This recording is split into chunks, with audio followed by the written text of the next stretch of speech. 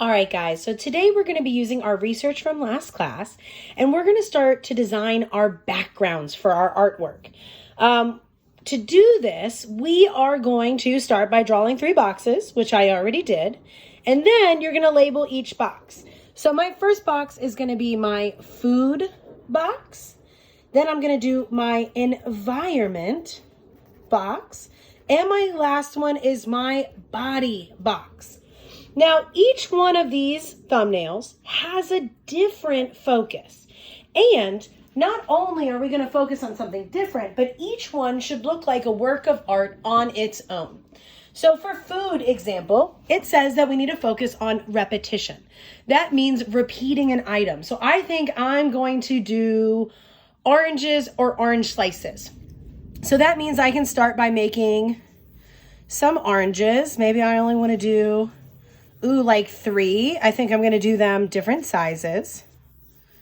There we go. I got a large, a medium, and a small. But I still have all of this background. I mean, I can even start adding some of the detail to what really makes it look like a beach ball and an orange. Maybe this one's down here for funsies.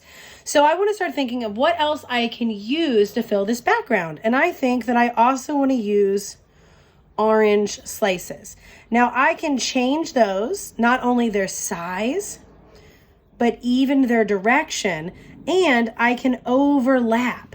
So depending on where I want these to actually go, I want to make sure that I'm filling in this background. And right now, again, I am just outlining where my shapes could go. Ooh, I just got an even better idea. So now that I have my shapes, I still have a little space. I could even go in and I could add little orange seeds in the background. So where I actually maybe want to fill in some space, but look at how, depending on which direction I move them, they actually add a lot of movement. And then of course I can go back in and I can start dividing and divvying up and putting some of those details into my actual orange slices. I could even just have the little naked slice, kind of like this, with those lines going back like it's already been peeled. I could have had peeled an actual, like the shell of it peeled and have like the little twirl of that. So there's so many things. Now this is just one idea, but it's my favorite idea when it comes to the food. I could have done the same thing with an avocado, and I could have had pits in the background. Same thing with an apple. I could even mix this up and have oranges and apples. I could have made the whole thing a corn on the cob at the top with all the little corn falling down, because we want this to look like a balanced piece of artwork on its own. And this one focused again on repetition. Now, environment, we want to focus on a scene, but we want to zoom in on that scene. So I have, looking at my actual research, I can pick tree squirrels or ground squirrels. And if I did ground squirrels, maybe I would zoom in far enough that I only see those tunnels. Or if I do the trees, maybe I zoom in to only see trees and branches. Now, for me, I only know tree squirrels, so I'm going to focus on tree squirrels. So I can start by making my lines. Maybe I have one big tree. Maybe I have, another big tree, a small tree, and then another small tree. So then what I can do is figure out which tree's in front, which I think I'm going to make this one. And I can start figuring out where I want those branches to go. And then I can start erasing everything in the background.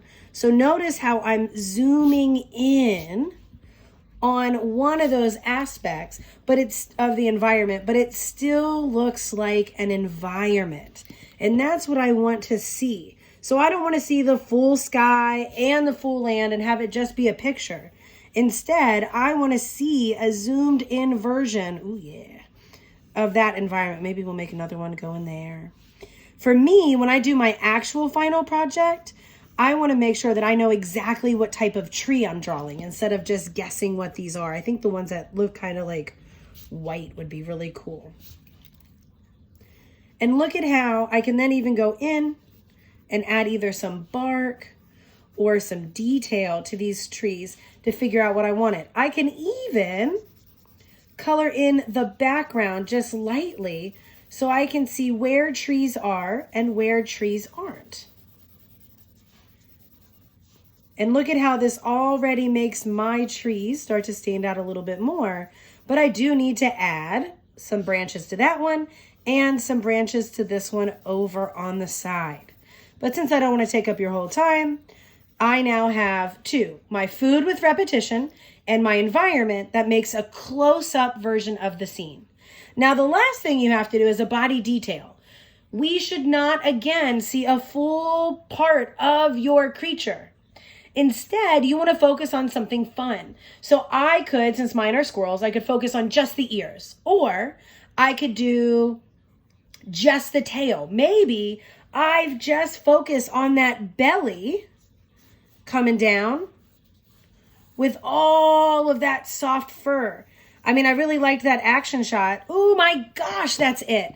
So I can actually do the really cool legs if I wanted to for my creature, see? And just like that, guys, sometimes your first idea is not your best idea. This is gonna be a little funky, so stay with me here. So maybe we have the bottom of the belly, and then we have those cool legs coming down.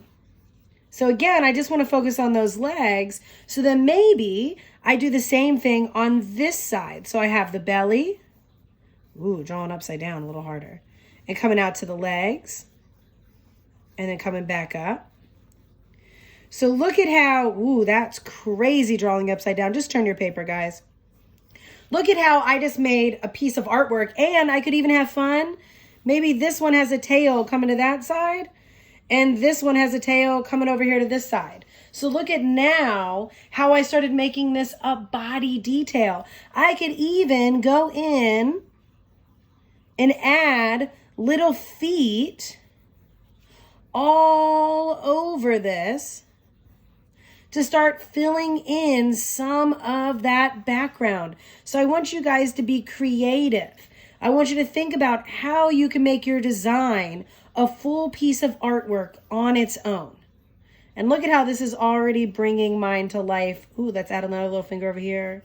Some fingers coming in there. This is already bringing my artwork to life and filling in that space. So again, you're going to be doing a box with food and repetition, a box with the environment of your animal that is a close-up scene, and the last one is going to be the body, which is a detail. Maybe if you have a tiger, you're just doing the stripes.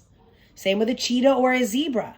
Maybe you're just showing the beautiful fur or just the whiskers. Think of how you want to showcase your animal in your 3 thumbnails for the background of our artwork. I look forward to see what you guys create.